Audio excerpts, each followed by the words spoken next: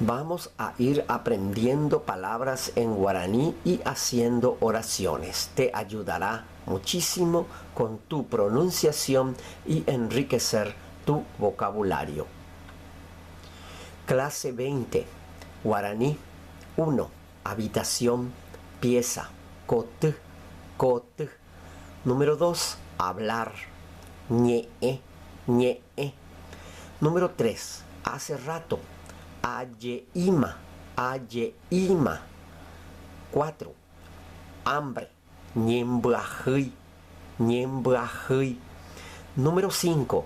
Tengo hambre, sheñembrahui, sheñembrahui. Número 6. Leer, moñe, moñe. Número 7. Lejos, mombur, mombur. Ahora vamos a ver las oraciones. Número 1. Pecot y por ahí te pareco se te peten. Pecot y por ahí te pareco se te peten.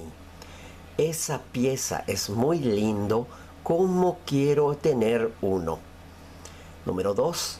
She añe she sundi pujarebete. She añe she sundi pujarebete.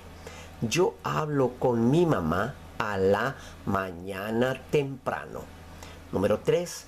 Umi cuñacaray aye ima ou weraja umi ponja cuera. Umi cuñacaray aye ima ou weraja umi ponja cuera.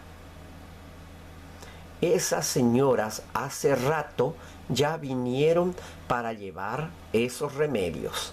Número 4. Pemita iñembrahui. Pemita iñembrahui. Ese niño tiene hambre. Número 5. Va ella uta sheñembrahuima. Va ella uta sheñembrahuima. ¿Qué vamos a comer? Ya tengo hambre. Número 6.